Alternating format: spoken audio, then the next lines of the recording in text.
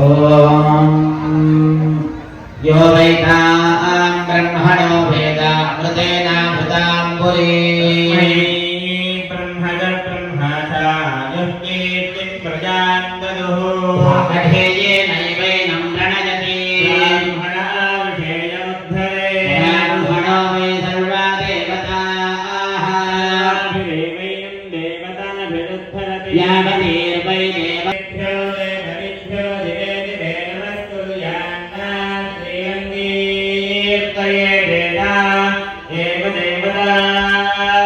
नमस्कुर्यान्न కృష్ణ జగతి స్వరూపానంద స్వామి వారి పాదపద్మములకు నమస్కారం చేస్తూ ఇక్కడ ఇచ్చేసినటువంటి పెద్దలందరికీ నమస్కారం. కర్నూలులో గత 9వ విశ్వశాంతి మహాయోగ మహోత్సవం కర్నూలు నిర్వహించడం, కర్నూలులో ఒక పెద్ద ఊరేగింపు కార్యక్రమం కూడా ఏర్పాటు చేయడం జరిగింది. ఆ రోజు మేము ఊరిలో లేదన్న స్వామివారు రమ్మని ఆదేశించారు, కానీ ఆ రోజు రాలేకపోయినా ఈరోజు భగవంతుని అనుగ్రహంతో ఈరోజు ఇక్కడికి వచ్చే అదృష్టం స్వామివారు కల్పించారు.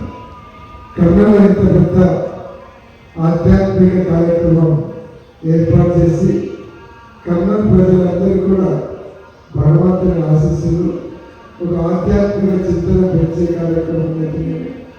ఇక్కడ యాగశాల అయితే చాలా బ్రహ్మాండంగా తయారు చేస్తారు.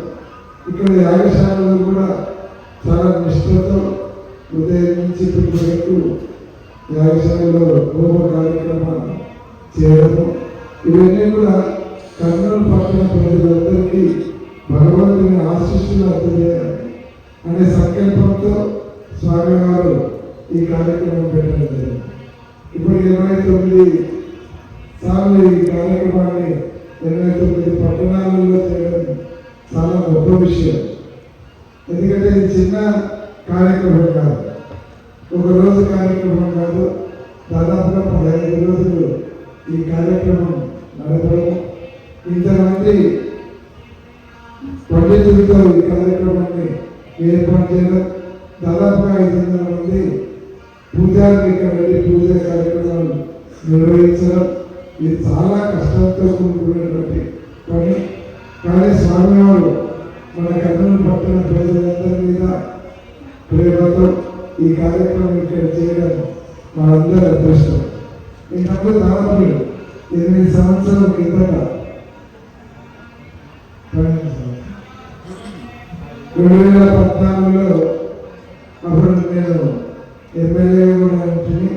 కలెక్టర్ ఆ టైంలో స్వామివారు ఇదే కార్యక్రమం కర్నూలు పట్టణం దగ్గరలో సిక్కించిన రోడ్లు కూడా ఆ రోజు ఏర్పాటు చేయడము, తర్వాత ఈ మధ్యనే ఎమ్మెల్యే పట్టణంలో మన గద్వాల్లో ఇక్కడ వివిధ పట్టణాలలో ఇంత పెద్ద కార్యక్రమం చేస్తూ స్వామివారు ఆధ్యాత్మిక చింతన ప్రజలను పంచుతూ భగవంతుని ఆశీస్సులతో చేస్తూ ఈ కార్యక్రమాన్ని ముందరు తీసుకుపోవడం, మన కర్నూలులో ఈ కార్యక్రమం నిర్వహించడం మన అందరి అదృష్టంగా భావిస్తూ ఇంత చక్కటి అవకాశాన్ని కర్నూలులో ఏర్పాటు చేసినందుకు కర్నూలు ప్రజలందరి తరఫున కూడా స్వామివారికి హృదయపూర్వక ధన్యవాదాలు తెలియజేస్తూ స్వామివారి పాదపద్మములకు నమస్కారం చేస్తూ సెలవు తీసుకుంటాం.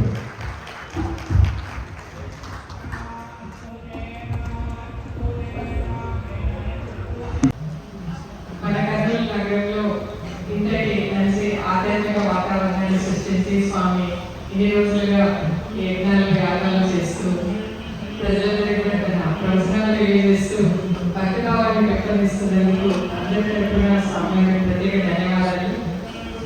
ఈరోజు చూస్తా ఉన్నాం, బయట ప్రపంచంలో ఎంతో కలుషితమైపోయింది, ఎన్నో ఆగాయితాలు అకృత్యాలు జరుగుతూ ఉన్నాయి. ఇవన్నీ కూడా మనకు దేవుని పట్ల భయం భక్తి అనే భావం లేక ఇన్ని ఆగాయితాలు జరుగుతూ ఉన్నాయి.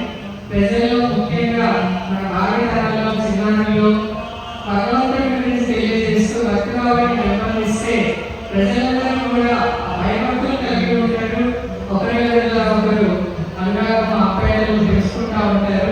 ఎటువంటి అఘాయిత్యాలు అకృత్యాలు జరగకుండా ఉంటాయని చెప్పని నేను భావిస్తాను.